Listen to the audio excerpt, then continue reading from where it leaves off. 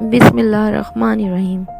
السلام علیکم، کیسے ہیں میرے پیارے پیارے سے دوست؟ انشاءاللہ آج بھی میرے پیارے پیارے سے دوست ایمان کے نور سے بالکل روشن ہوں گے۔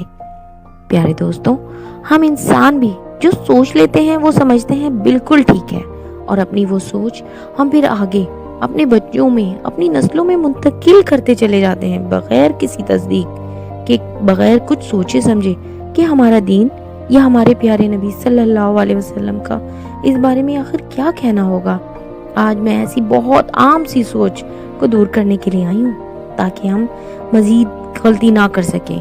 پیارے نبی صلی اللہ علیہ وسلم کی تعلیمات میں بہت سی باتیں شامل ہیں، جیسے صحیح مسلم میں ہے، نبی کریم صلی اللہ علیہ وسلم نے فرمایا، تم نجومی کے پاس نہ جایا کرو، قبروں کو سجدہ گاہ مت بناؤ۔ اسی طرح پیارے نبی صلی اللہ علیہ وسلم نے موت کے بارے میں بھی بہت کچھ تعلیم فرمایا ہے۔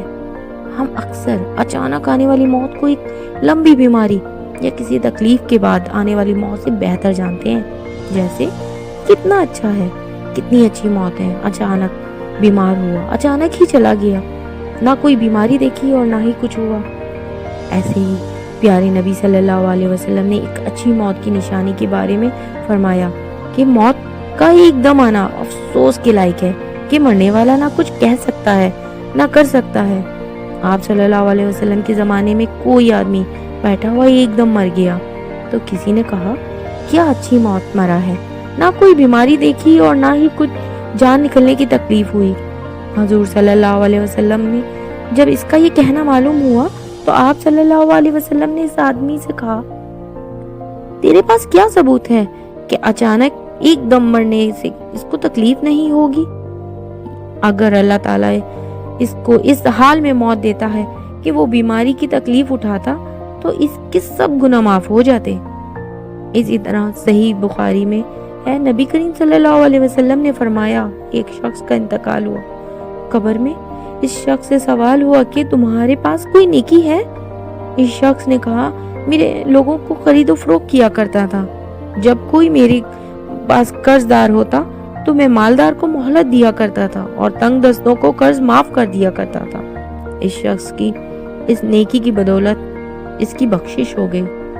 تو پیارے فرینڈز، ہمیشہ موت کو یاد رکھو، یہ موت کے بعد ہی ہماری اصل ٹھکانہ ہے، یہ تو دنیا بس وقتی گزر بسر گاہ ہے۔ صحیح بخاری میں ہے، پیارے نبی صلی اللہ علیہ وسلم نے فرمایا، لذتوں کو ختم کرنے والی موت کو کثرت سے یاد کیا کرو، دنیا میں ایسے رہو جیسے اجنبی یا مسافر ہو۔ دعا ہے اللہ ہمیں صراط مستقیم پہ چلا دے، سچی توبہ نصیب کرے، نیکیاں کرنے کی ہدایت دے کہ تو ہی ہدایت دینے والا ہے، بے شک تیری ذات پاک ہے، عبادتوں کے لائق ہے، اللہ رحم فرما۔ آمین آمین ثم آمین۔ انشاءاللہ آج کی پیاری بات میرے پیارے پیارے دوستوں کو بالکل پسند آئی ہوگی، تو جلدی سے لائک کر کے کمنٹ کریں اور اپنی پیار کا اظہار جلدی سے کمنٹ باکس میں جا کے کر دیں، اور میرے نئے آنے والے دوستوں سے ریکویسٹ ہے کہ جلدی سے میرے چینل کو سبسکرائب کریں اور بیل کے آئیکن کو بالکل دبانا مت بھولیے گا تاکہ ایسی انفارمیشن آپ تک بر وقت پہنچتی رہے۔ تو پھر میں چلتی ہوں، جزاک اللہ۔ انشاءاللہ ایسی بہت اچھی سی باتیں لے کے بہت جلد حاضر ہوں گی۔